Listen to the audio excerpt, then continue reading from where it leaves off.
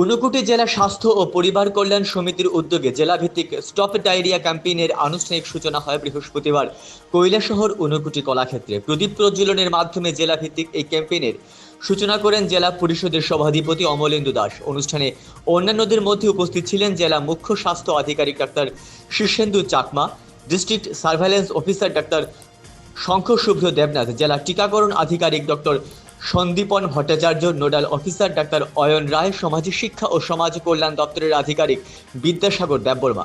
জেলাভিত্তিক stop diarrhoea campaign চলবে আগামী 31শে জুলাই পর্যন্ত। আশাকর্মী ও অঙ্গনারী কর্মীরা 2 মাস থেকে 5 বছর পর্যন্ত শিশুদের 2টি ওআরএস প্যাকেট ও 14টি জিঙ্ক ট্যাবলেট দেবেন। আমাদের অপরিচিত কোনো নামটা বেরিয়ে দেওয়া, আমরা সবাই জানি যে ডায়রিয়া কি জিনিস। ডায়রিয়া কোনো এক সময় মরণ বেঁধেছিল। ডায়রিয়ার নাম শুনলেই আমরা ভয় পেতাম। গ্রামকে গ্রাম ডায়রিয়া মারা গেছে।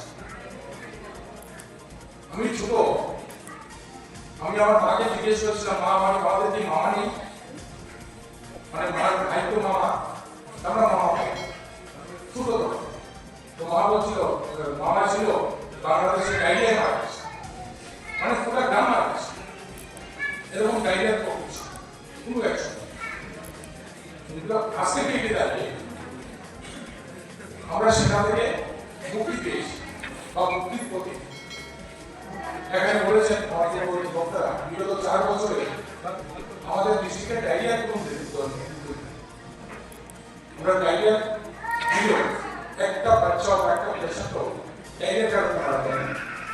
এটা আমাদের একটা ভালো সাইট, বিশেষ করে হেলথ মেডিকেশন এবং সমাজ শিক্ষা সমাজ কল্যাণ দপ্তরে যৌথ উদ্যোগে কাজ করা প্রতি বছর।